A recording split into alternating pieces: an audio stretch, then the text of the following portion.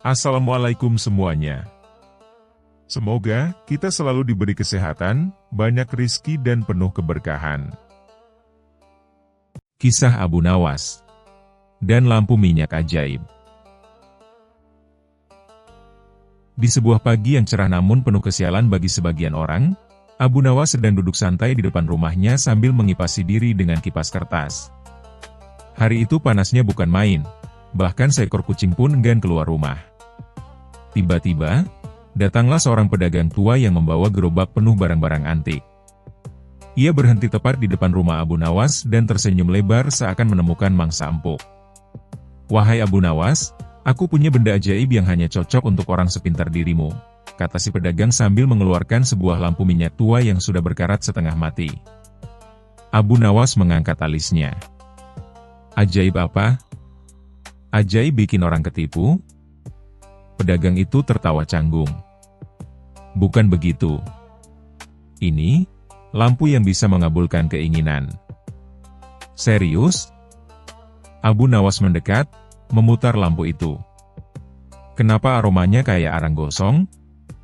"Itu, aroma mistis," jawab si pedagang cepat.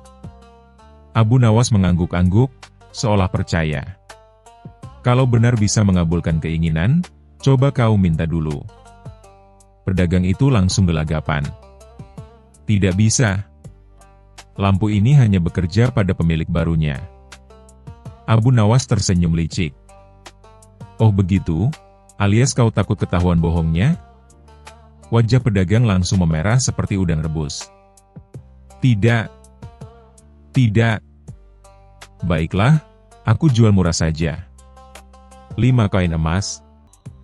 "5? Untuk barang yang bahkan tidak bisa berdiri tegak tanpa ditopang dinding?" Abu Nawas menertawainya. "Aku beli 1 koin peraknya saja." Mendengar itu, pedagang marah, menghina, lalu pergi sambil mendorong gerobaknya. Tapi, karena nasib sedang bercanda, seluruh barang dagangan bertebaran. Termasuk lampu minyak ajaibnya, yang menggelinding dan berhenti tepat di kaki Abu Nawas. Si pedagang buru-buru kabur karena malu. Abu Nawas mengambil lampu itu dan berkata, "Kalau begini, berarti Allah yang memberikannya padaku, atau mungkin pencurian tipe level rendah." Di rumah, Abu Nawas mencoba mengelap lampu itu. Baru disentuh sedikit, krak! Lampunya pecah. "Wah, lampu rapuh yang sangat ajaib," keluh Abu Nawas. Namun, dari dalam lampu itu keluar asap putih yang kemudian membentuk sosok besar, tapi bukan jin. Tubuhnya gendut, pakaiannya compang-camping, wajahnya bulat, dan dia membawa panci. "Aku adalah jin kelaparan," kata sosok itu sambil mengelus perutnya. Lampu itu memang ajaib. Setiap orang yang menggosoknya, harus memberiku makan. Abu Nawas terbelalak. "Jadi bukan aku yang dapat 3 permintaan?" "Tidak. Tapi aku yang dapat 3 menu." "Lah?" Jin itu mendekat, suaranya menggelegar namun terdengar manja. "Aku lapar. Tolong masak apa saja. Atau aku bikin rumahmu bau gosong 3 hari." Abu Nawas menatap jin itu lama. Ini lampu ajaib paling tidak menguntungkan yang pernah ada. Karena Abu Nawas tidak punya bahan makanan, ia mengajak jin itu ke pasar.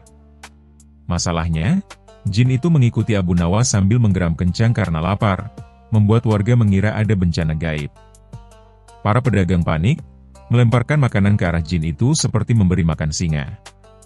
Jin itu memakannya sambil senang bukan main. "Enak. Enak. Enak." Warga tambah takut. "Abu Nawas, tolong jinmu diberi makan terus. Jangan biarkan dia marah." Abu Nawas mengangkat tangan. "Baiklah, tapi tolong catat, aku tidak minta ini." Namun hasil akhirnya luar biasa. Pedagang makanan laku keras karena semua orang membeli stok untuk dilemparkan ke jin. Abu Nawas hanya geleng-geleng. "Aku bawa jin kelaparan, kok malah ekonomi kota membaik." Setelah jin kenyang, Abu Nawas duduk di dekatnya. "Wahai jin kelaparan, dari mana asalmu sebenarnya?" "Dahulu aku jin kuat. Tapi karena terlalu sering makan tanpa bekerja, para jin lain mengutukku menjadi jin perut besar yang hanya lapar terus," jawabnya dengan sedih. Abu Nawas memegang dagunya. "Kalau begitu, kau harus belajar bekerja.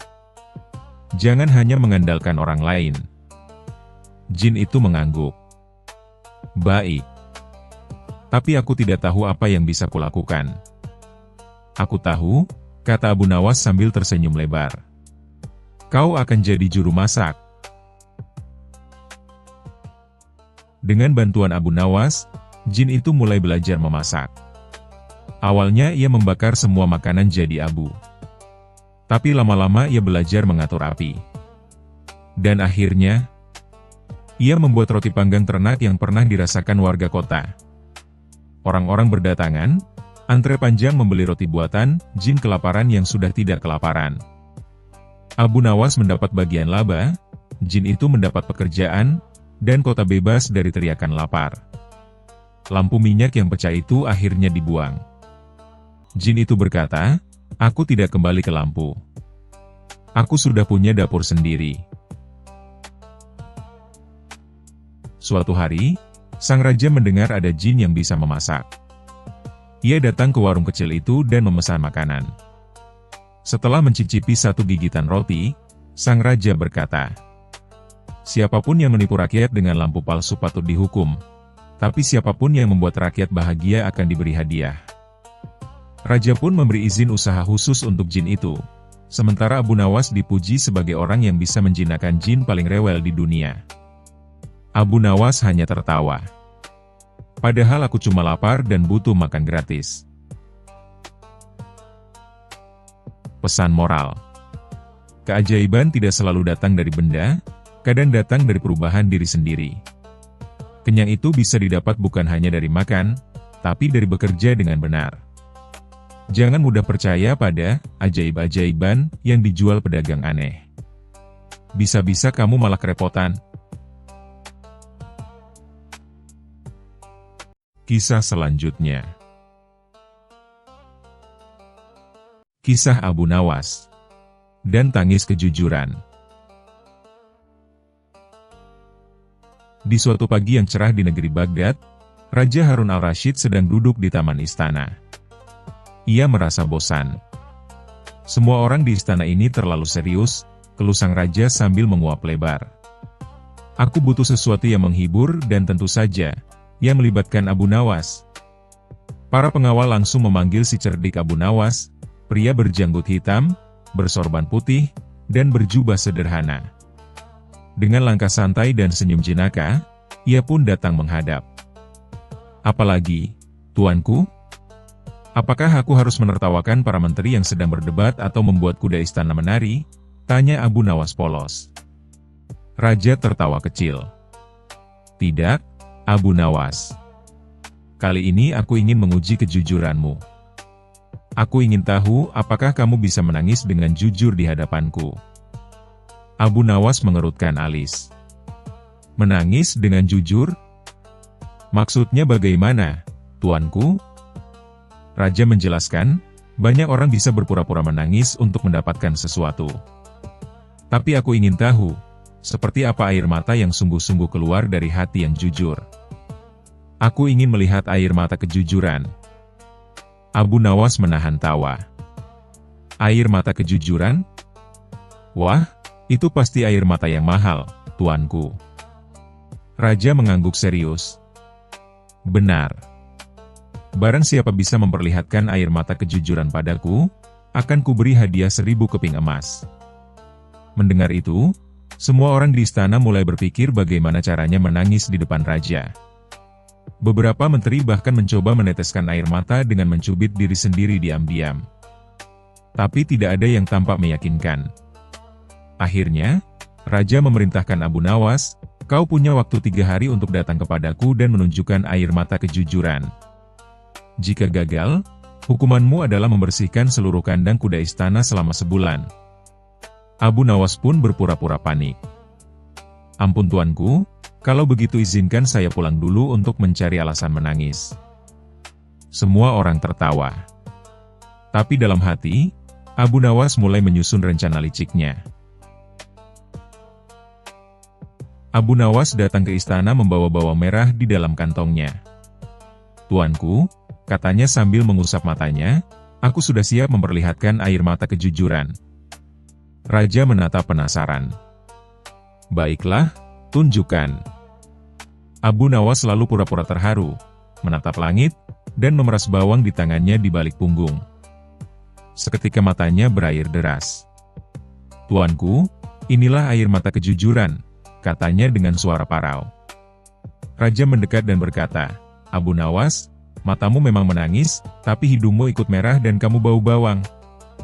Ini bukan air mata kejujuran, tapi air mata dapur." Semua orang di istana tertawa terbahak-bahak. Abu Nawas tersenyum malu. "Ampun tuanku, saya memang belum menemukan tangisan yang benar-benar jujur." Keesokan harinya, Abu Nawas datang lagi membawa selembar surat. "Tuanku, kali ini saya akan menangis karena ketakutan." Raja menatap heran. "Apa yang membuatmu takut?" "Surat ini, tuanku," kata Abu Nawas. "Surat dari istriku. Ia bilang kalau aku tidak pulang membawa uang hari ini, dia akan marah besar." Seketika Abu Nawas berlutut dan berpura-pura menangis meraung-raung seperti anak kecil yang kehilangan permen. Namun Raja hanya tertawa sampai terbatuk. "Abu Nawas, itu bukan air mata kejujuran. Itu air mata suami yang takut istri." Abu Nawas berdiri dan berkata lirih, "Ya, tapi kadang yang paling jujur memang ketakutan itu, tuanku." Namun Raja menggeleng. Tidak cukup meyakinkan. Hari ketiga tiba. Semua orang menunggu, ingin tahu akal Abu Nawas kali ini. Namun berbeda dari sebelumnya, Abu Nawas datang tanpa sorban, wajahnya lesu, dan bajunya kusut. Ia berjalan pelan ke hadapan Raja, lalu berlutut diam. "Tuanku," katanya pelan, "hari ini saya sungguh tidak tahu apa yang harus saya lakukan. Jika saya tidak bisa membuat tuanku percaya, saya akan membersihkan kandang kuda selama sebulan penuh. Saya tidak punya uang untuk makan, dan rumah saya bocor. Tapi saya juga tidak ingin berbohong. Jadi beginilah adanya Abu Nawas, hamba yang jujur dan sedang kebingungan." Raja menatapnya lekat-lekat. Dan tanpa disangka, air mata benar-benar mengalir dari mata Abu Nawas. Hening sejenak. Semua orang terdiam, termasuk Raja. Lalu sang Raja bangkit, menepuk bahu Abu Nawas dengan lembut. "Abu Nawas, air matamu kali ini sungguh berbeda. Tidak ada lelucon, tidak ada akal-akalan. Inilah air mata kejujuran yang sesungguhnya." Namun tiba-tiba, Abu Nawas mengangkat wajahnya dengan senyum nakal.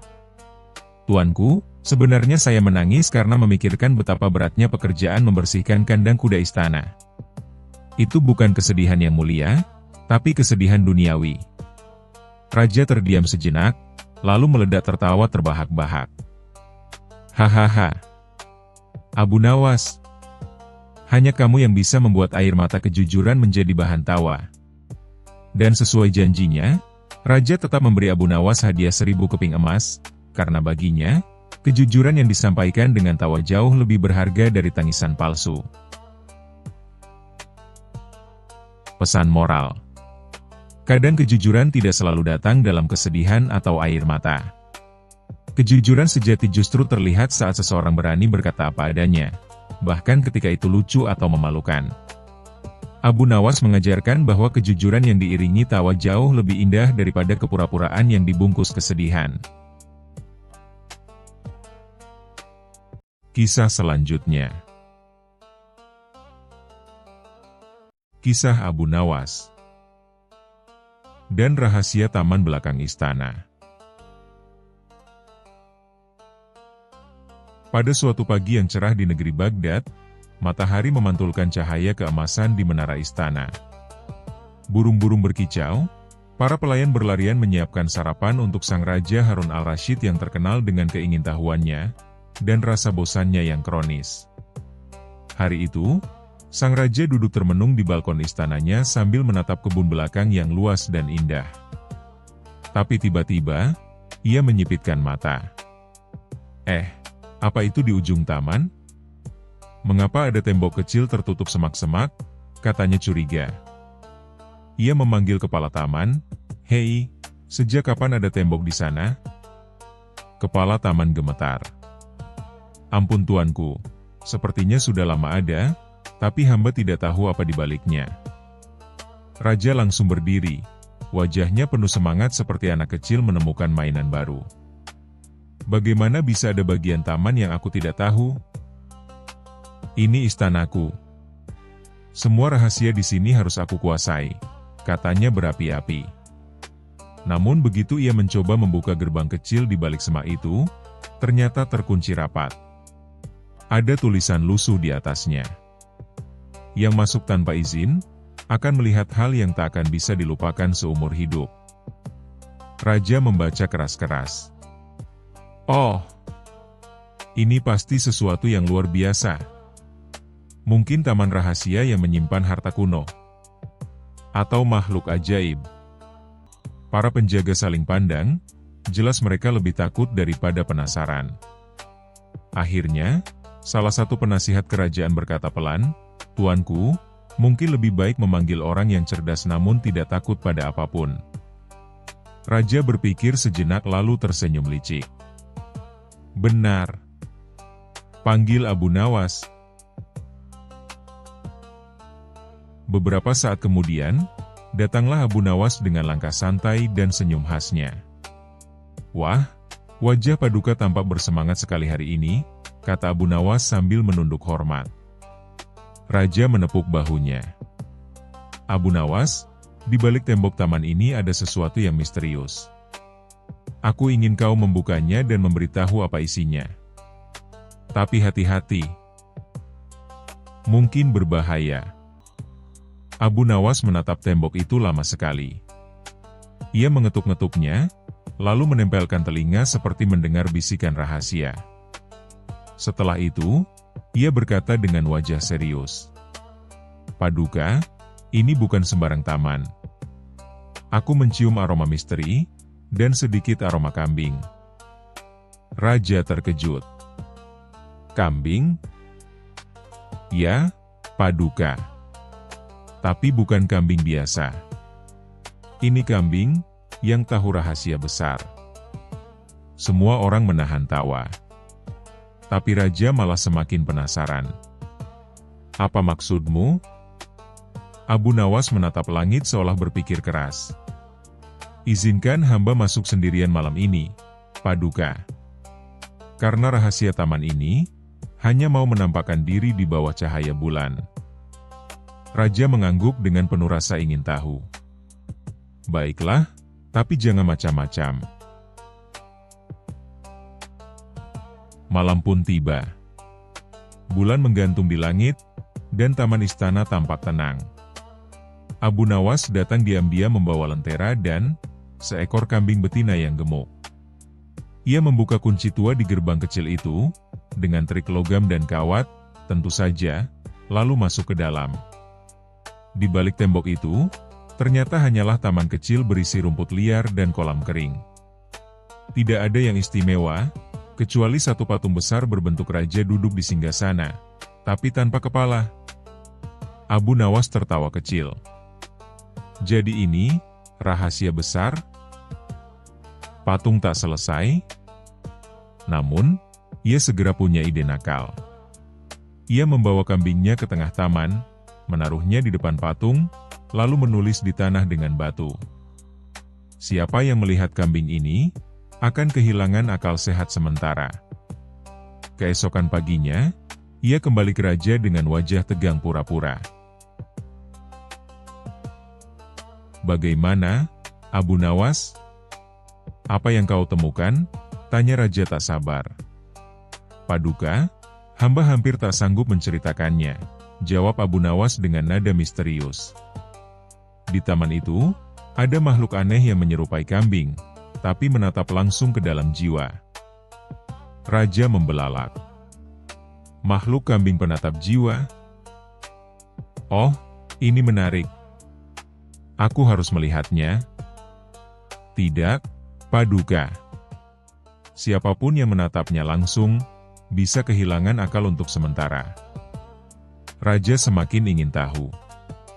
Bagus. Aku ingin menguji keberanianku sendiri. Sebelum Abu Nawas sempat melarang, Raja sudah berlari ke taman belakang bersama para pengawal. Begitu gerbang dibuka, mereka melihat kambing Abu Nawas sedang makan rumput dengan damai. Raja menatap lama, dan kambing itu membalas tatapan dengan mata bulat polos. Ya ampun. Dia menatapku, teriak Raja. Abu Nawas langsung berseru, Paduka, jangan tatap terlalu lama. Itu dia yang hamba maksud. Raja langsung panik. Aku merasa aneh. Kepalaku ringan. Dunia berputar. Abu Nawas, cepat tutup mataku. Para pengawal ikut panik. Satu menjerit, ampun. Kambing ajaib menatapku juga. Satu lagi jatuh pingsan karena ketakutan sendiri. Sementara itu, Abu Nawas menahan tawa setengah mati.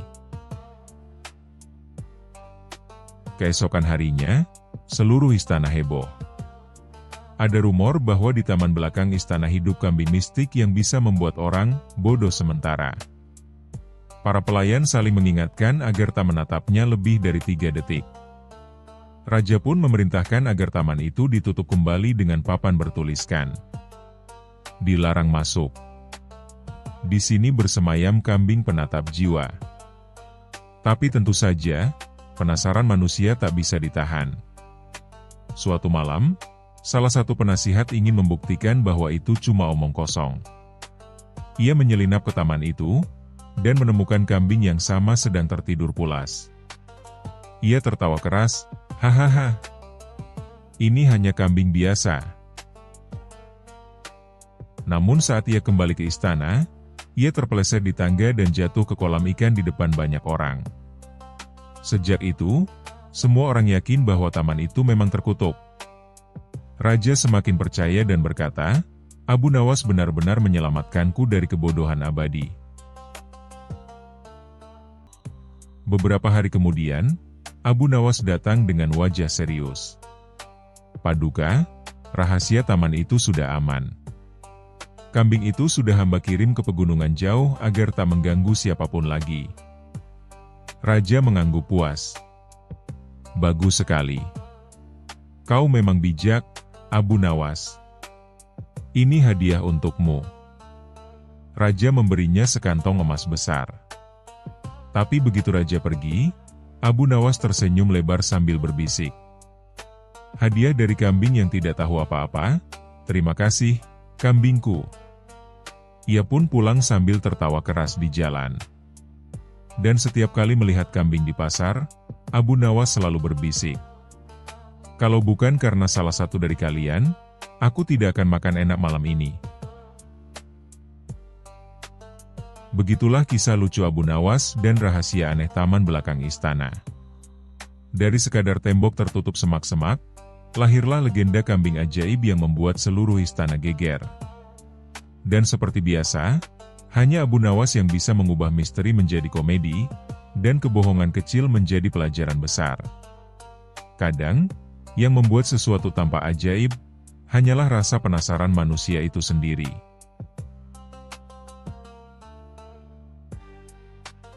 Kisah selanjutnya. Kisah Abu Nawas dan si kaya super pelit. Di sebuah kota yang ramai, hiduplah seorang pria kaya raya yang hartanya bertumpuk bagaikan gunung. Rumahnya megah, dindingnya berlapis marmer, dan gudangnya penuh emas serta perak. Namun, meski kekayaannya melimpah, pria ini terkenal di seantero kota karena satu sifat buruknya, super pelit. Orang-orang sering bergumam, kalau ada lomba orang paling pelit sejagat, dia pasti jadi juara bertahan selamanya. Pria kaya ini bahkan pelit terhadap dirinya sendiri. Makanannya hanya roti keras yang hampir basi, minumnya air sumur yang sudah keruh, dan bajunya tambal sulam padahal ia mampu membeli pakaian seharga satu desa. Saking pelitnya, pintu rumahnya jarang dibuka, bahkan untuk dirinya sendiri. Namun, semua orang tahu bahwa pria kaya pelit itu menyimpan sesuatu yang sangat berharga di balik tembok rumahnya. Ia selalu takut orang datang meminta bantuan, sehingga setiap kali ada tamu, ia pura-pura batuk, pura-pura sakit, atau pura-pura tidak ada di rumah. Sampailah kabar sifat pelitnya itu ke telinga Abu Nawas. Suatu sore, Abu Nawas yang terkenal cerdik sedang duduk santai di kedai teh. Ia mendengar orang-orang mengeluh. Ah, si kaya itu benar-benar menyebalkan. Bahkan ketika ada anak kecil sakit, ia tidak mau menyumbang sepotong roti pun. Abu Nawas mengelus janggut hitamnya, tersenyum nakal, dan berkata, "Kalau begitu, biar aku yang mengajarkan si kaya pelit itu pelajaran berharga. Dan tentu saja, dengan cara yang lucu." Keesokan harinya, Abu Nawas menyamar sebagai seorang pengemis. Dengan pakaian compang-camping dan suara dibuat serak, ia mengetuk pintu rumah si kaya. Tok, tok, tok. Si kaya yang sedang menghitung koin di dalam rumah mendengus kesal. Siapa lagi yang datang mengganggu hartaku ini? Ia mengintip lewat jendela, lalu melihat sosok Abu Nawas yang berpakaian lusuh. Ah, pengemis. Pergi sana. Aku tidak punya apa-apa, teriaknya. Abu Nawas pura-pura gemetar. Tuan, aku hanya minta setetes air. Bukan emas, bukan makanan, hanya air. Si kaya menutup pintu jendela keras-keras. Air? Minum saja hujan di luar. Abu Nawas tak menyerah. Keesokan harinya, ia menyamar lagi, kali ini sebagai saudagar kaya. Ia memakai jubah mewah, sorban berkilau, dan membawa tongkat kayu yang dipoles agar terlihat mahal. Ia mengetuk pintu rumah si kaya dengan penuh percaya diri. Assalamualaikum, wahai tuan kaya yang terhormat. Begitu mendengar kata kaya, si pelit langsung tergopoh-gopoh membuka pintu. Ia menyambut dengan senyum palsu selebar mungkin. Ah, selamat datang. Silakan masuk, katanya ramah, berbeda 180 derajat dari kemarin. Abu Nawas duduk dengan santai. Ia menatap isi rumah yang meski megah, tetapi kosong tanpa perabotan mewah. Rupanya si kaya bahkan pelit untuk membeli kursi bagus. Wah, tuan, kata Abu Nawas, aku ingin sekali menjalin persahabatan denganmu. Kabarnya engkau orang yang sangat hemat. Si kaya tersenyum bangga, mengira kata hemat itu pujian. Betul. Aku tidak pernah menghambur-hamburkan uang. Bagus sekali, jawab Abu Nawas, karena aku ingin menitipkan beberapa peti emas agar engkau simpan. Tentu orang sehemat engkau akan menjaganya dengan baik. Mendengar kata peti emas, mata si pelit langsung berkilau. Ia menelan ludah, nyaris menjilat bibirnya sendiri. Peti emas? Berapa banyak, tuan? Ah, tidak banyak, hanya 10 peti penuh emas dan perhiasan, jawab Abu Nawas dengan tenang. Si kaya hampir pingsan karena bahagia. Ia langsung berkata, baik, baik. Aku akan menjaganya seperti nyawaku sendiri. Demi persahabatan kita, silakan titipkan padaku. Abu Nawas pura-pura berjanji akan datang esok hari membawa peti emas. Malam itu si pelit tidak bisa tidur. Ia berhayal. Kalau emas itu kutahan saja untukku, aku akan semakin kaya. Ah, hidupku akan sempurna. Keesokan harinya, Abu Nawas benar-benar datang, tapi bukan membawa peti emas. Ia datang hanya dengan satu kantong kecil berisi batu bata. Ini permulaan, Tuan. Sisanya akan datang sebentar lagi, kata Abu Nawas. Si kaya menerima dengan wajah penuh harap, meski agak bingung. Abu Nawas selalu berkata, "Wahai Tuan, sebelum aku titipkan semua peti emas itu, aku ingin tahu, apa yang akan kau suguhkan untuk seorang sahabat barumu?" Si kaya buru-buru ke dapur, panik, lalu menyuguhkan roti kering setengah basi yang biasa ia makan. Abu Nawas mengambil roti itu, mengetuknya ke meja hingga berbunyi keras, lalu berkata dengan nada heran, "Wah, rotinya keras sekali. Apakah ini roti atau batu bata yang kutitipkan tadi?" Para tetangga yang mengintip dari jendela langsung tertawa terbahak-bahak. Si kaya malu bukan main, wajahnya merah padam. Melihat wajah si pelit yang kebingungan, Abu Nawas berdiri dan berkata lantang, "Wahai Tuan, bagaimana mungkin engkau ingin menyimpan emas untuk orang lain, sementara engkau begitu pelit memberi sepotong roti layak dimakan? Kalau begini, bukan emas yang kau simpan, tapi hanya kebodohanmu sendiri." Orang-orang yang berkumpul di luar rumah meledak tertawa. Si kaya tidak bisa berkata apa-apa. Ia hanya menunduk malu, sambil menyesal telah menjadi bahan tontonan. Sejak hari itu, meski tidak berubah total, si kaya menjadi sedikit lebih longgar.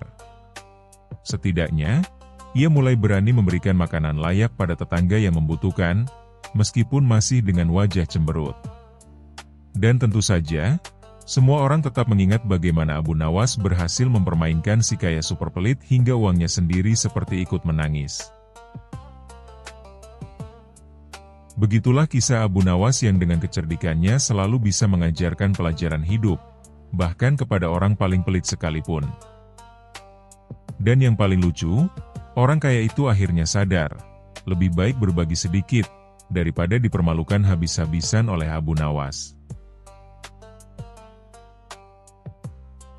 Kisah selanjutnya.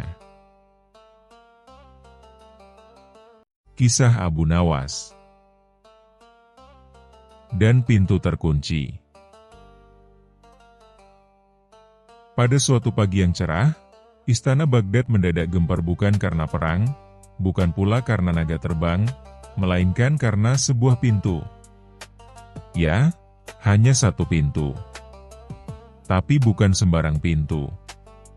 Pintu itu adalah pintu kamar rahasia milik Raja Harun al-Rashid, tempat ia menyimpan barang-barang pribadi yang sangat penting, buku puisi cinta, sandal emas yang tak pernah dipakai, dan koleksi jenggot palsu untuk pesta topeng. Namun pagi itu, pintu kamar rahasia terkunci dan tak bisa dibuka, bahkan oleh kuncinya sendiri. Raja pun marah besar. Ia menggebrak meja sarapan hingga sepiring kebab mental ke kepala menteri. "Siapa yang berani mengunci pintuku? Apa ini perbuatan penyusup? Atau jin istana?" Menteri-menteri kebingungan. Para penjaga bingung.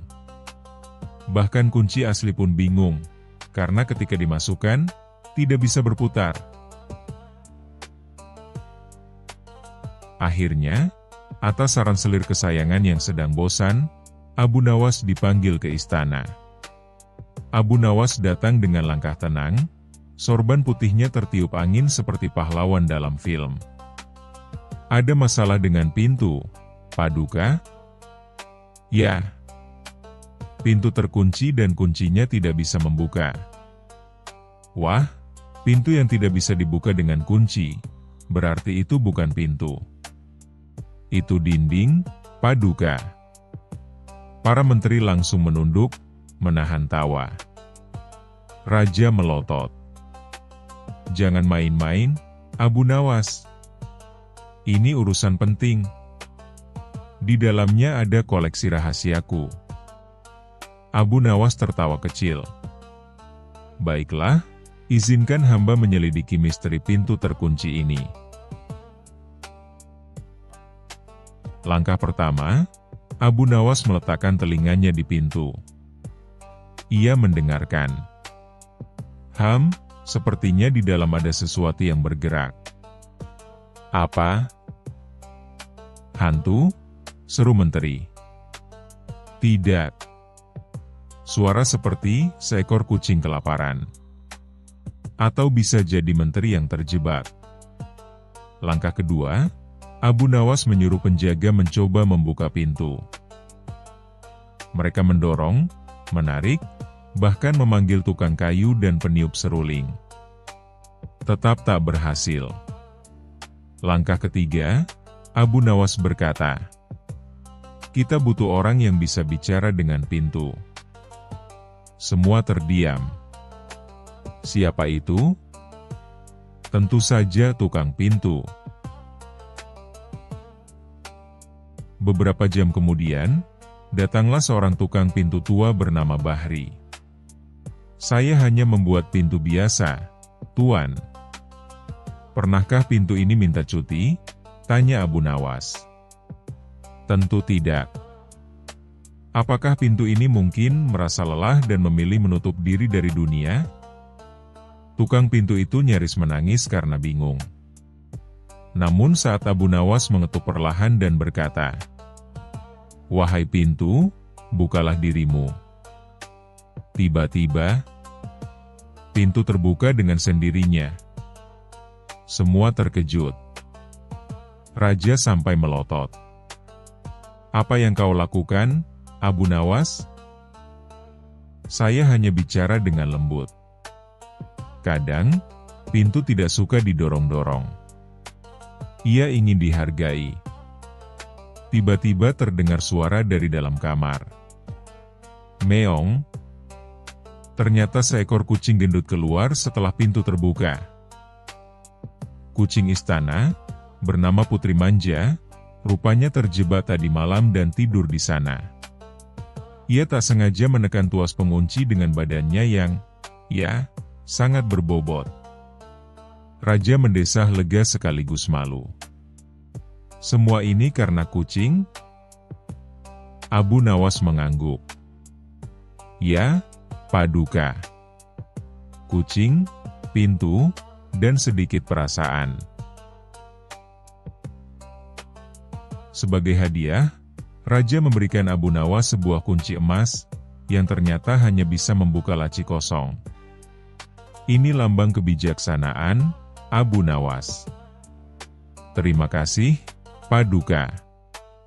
Tapi, bolehkah saya minta hadiah yang bisa membuka dapur kerajaan? Raja tertawa hingga air matanya keluar, dan istana pun kembali tenang. Hingga suatu pagi, jendela kerajaan mendadak terkunci dari luar. Dan semua langsung berkata, "Cepat panggil Abu Nawas lagi."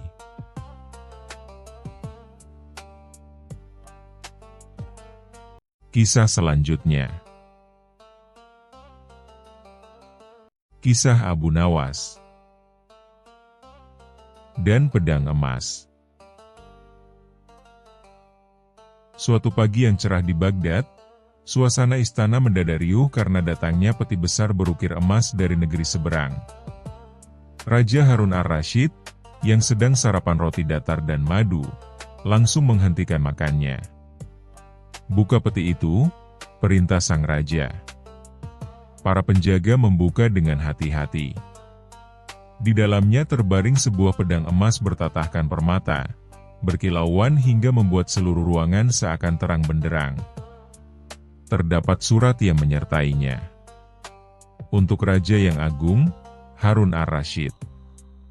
Ini adalah pedang legendaris, tajam seperti lidah orang jatuh cinta, dan kuat seperti janji tukang sihir. Gunakan dengan bijak. Raja terkesima. Ia mengangkat pedang itu dengan kedua tangan. Beratnya luar biasa, namun bentuknya indah luar biasa. Luar biasa. Tapi untuk apa aku punya pedang semewah ini kalau hanya dipajang, gumamnya.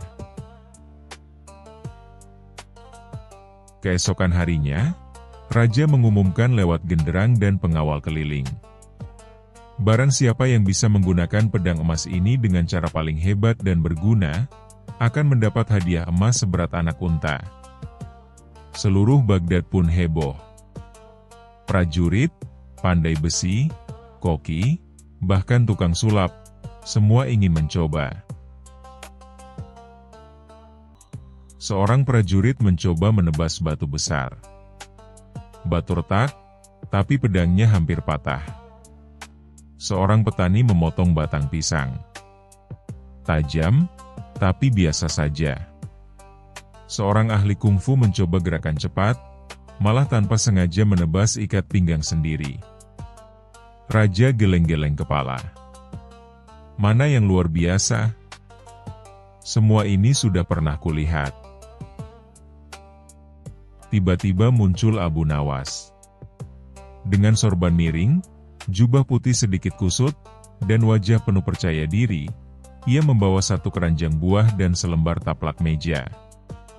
"Tuanku," ucap Abu Nawas sambil membungkuk. "Izinkan saya menunjukkan kegunaan pedang ini yang sesungguhnya, dan sangat bermanfaat bagi rakyat." Semua mata tertuju padanya.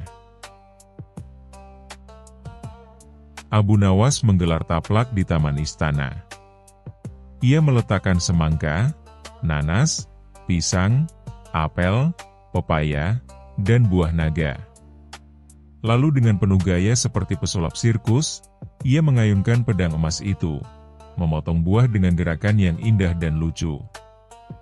"Lihat, tuanku," serunya, "pedang ini tak hanya tajam, tapi luar biasa dalam mempersiapkan camilan sehat." Dia menari-nari sambil mengupas pisang, memotong semangka bulat sempurna, dan menyusun buah dalam bentuk wajah raja di atas piring. Penonton tertawa. Para menteri menutup mulut agar tidak ikut ngakak. Bahkan juru masak istana mencatat gerakan tangan Abu Nawas. "Dan sekarang," kata Abu Nawas sambil membungkuk, "sajian untuk paduka, salad buah istimewa dengan sentuhan kerajaan." Raja menghela napas. "Kau bercanda, Abu Nawas?" Abu Nawas tersenyum. "Tidak, tuanku. Di negeri ini, rakyat tak butuh perang. Mereka butuh makanan, damai, dan tawa." Suasana hening. Semua menunggu reaksi sang raja. Tiba-tiba, raja tertawa terpingkal-pingkal. "Hahaha. Abu Nawas, kau memang benar-benar gila." Ia menepuk-nepuk paha. "Pedang paling mahal di dunia, dijadikan pisau buah. Tapi ide itu sangat masuk akal. Daripada menebas leher musuh, lebih baik memotong pepaya untuk sahabat." Raja pun menghadiahkan emas seberat anak unta, dan pedang emas itu sendiri. "Aku tidak bisa membayangkan orang lain yang lebih cocok memakainya." Beberapa minggu kemudian, seorang tamu kerajaan dari India datang dan bertanya, "Di mana pedang emas legendaris itu?" Raja menunjuk ke dapur istana. Di sana tampak Abu Nawas dengan celemek bunga-bunga, sedang memotong buah semangka. "Di sana. Itu pedang paling berguna di kerajaanku." Kisah selanjutnya. Kisah Abu Nawas dan kebun yang menghilang. Pada suatu hari yang cerah di kota Baghdad, suasana pasar begitu ramai. Para pedagang berteriak menawarkan dagangannya, unta-unta melintas sambil mengangkat kepala tinggi, dan aroma rempah-rempah memenuhi udara. Namun, di tengah keramaian itu, muncul seorang pria kaya raya bernama Tuan Jamil yang berteriak-teriak ke arah para penjaga istana. "Laporkan ini pada Baginda Raja. Kebunku yang luas dan subur telah hilang." "Hilang?" aku katakan. "Dicuri." serunya dramatis, sambil sesekali memegangi kepalanya seperti akan pingsan. Para penjaga yang kebingungan akhirnya melaporkan peristiwa ini kepada Raja Harun ar-Rasyid. Raja pun memanggil Tuan Jamil ke istana. Di hadapan Raja, Tuan Jamil menjelaskan dengan nada dramatis seperti aktor teater. Baginda, hamba memiliki kebun seluas 100 pohon kurma, dengan buah-buahnya yang ranum dan manis. Tapi pagi ini, ketika hamba bangun dan melihat keluar jendela, kebun itu hilang. Tak tersisa satu pohon pun. Hanya tanah kosong, Baginda. Raja mengerutkan dahi, mencoba memahami situasi yang ganjil ini. Apa maksudmu hilang? Apakah dicuri? Tanya Raja. Ya, dicuri. Pencurinya sangat lihai.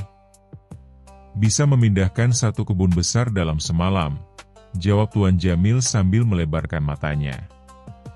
Raja lalu menoleh ke wazirnya dan berkata, "Panggil Abu Nawas." Hanya dia yang cukup gila untuk memahami kejadian segila ini. Masuklah sang jenius gila. Tak lama kemudian, sang jenius gila, Abu Nawas pun datang. Dengan langkah santai dan wajah penuh rasa ingin tahu, ia mendengarkan cerita Tuan Jamil.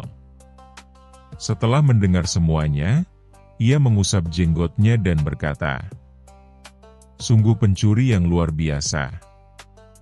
Mungkin dia bukan hanya mencuri kebun, tapi juga mencuri akalmu, Tuan Jamil."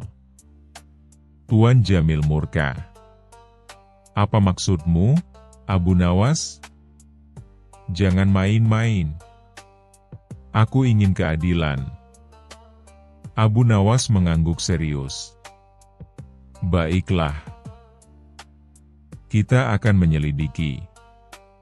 Tapi sebelum itu, kita harus melihat tempat kejadian perkara." Keesokan harinya, Abu Nawas dan beberapa penjaga istana berangkat ke rumah Tuan Jamil. Sesampainya di sana, mereka melihat tanah kosong yang diklaim sebagai kebun yang hilang. Namun, Abu Nawas segera menyadari sesuatu.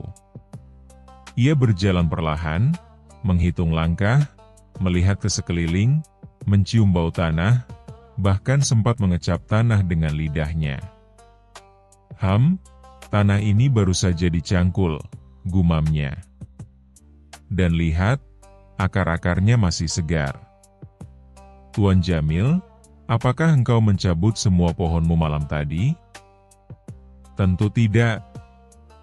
Kenapa aku mencabut kebunku sendiri?" "Itu tidak masuk akal," jawabnya. Abu Nawas tersenyum licik. "Begitu ya? Baik. Aku akan menyelesaikan kasus ini, tapi aku butuh bantuan seekor unta, satu kendi air, dan sepasang sandal baru." Tuan Jamil dan para penjaga saling pandang. Tapi karena yang bicara adalah Abu Nawas, mereka tahu bahwa kadang akal sehat harus ditinggalkan untuk mengikuti logika Abu Nawas. Keesokan harinya, Abu Nawas mengumpulkan semua orang di tanah kosong itu, termasuk Raja. Ia berdiri gagah sambil memegang kendi air dan mengenakan sandal barunya. "Hari ini, kita akan mengadili kebun yang hilang." Raja bertanya heran.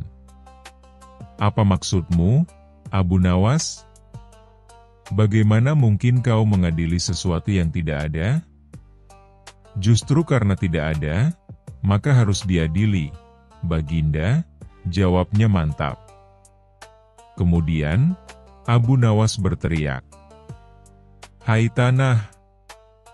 Katakan, kemana perginya kebun Tuan Jamil?" Tanah, tentu saja, tidak menjawab. "Aha! Diam! Itu artinya bersalah," teriak Abu Nawas. Semua orang mulai tertawa geli, tapi Abu Nawas tetap serius. kebun ini tidak hilang. Kebun ini telah dipindahkan ke tempat lain, atas perintah tuannya sendiri. Ia kemudian mengambil kendi air dan menyiram tanah. Lihat ini. Bekas akar kurma masih hidup. Artinya, pohon-pohon itu baru dicabut. Dan hanya satu orang yang bisa melakukannya tanpa menimbulkan suara di malam hari. Ia menatap tajam ke arah Tuan Jamil. Pemilik kebun itu sendiri. Tuan Jamil pucat pasi. Apa maksudmu, Abu Nawas? Abu Nawas membuka gulungan perkamen. Menurut laporan dari petugas pajak, engkau akan dikenai pajak besar atas kebunmu bulan ini. Jadi, kau mencabut semua pohonmu malam-malam dan menjualnya ke kota tetangga, lalu berpura-pura bahwa kebunmu dicuri. Benar begitu? Semua mata memandang Tuan Jamil. Lelaki itu gemetar. Itu, hanya akal-akalan agar aku tak membayar pajak besar. Tapi kau, bagaimana bisa kau tahu? Abu Nawas tertawa. Karena tidak ada pencuri di dunia ini yang bisa mencabut 100 pohon kurma dalam satu malam tanpa membuat suara, kecuali kau menyuruhnya. Raja tertawa terbahak-bahak. Abu Nawas, sekali lagi kau membuat kami semua terhibur sekaligus tercerahkan. Tuan Jamil, karena kelicikanmu, maka semua keuntungan penjualan pohon kurma akan disita dan diberikan untuk membangun taman rakyat. Tuan Jamil pun menunduk malu, dan seluruh rakyat Baghdad bersorak senang. Saat semua orang pergi meninggalkan lokasi kejadian, Abu Nawas memandangi sandal barunya dan bergumam. Setidaknya aku dapat sandal baru dari kasus ini.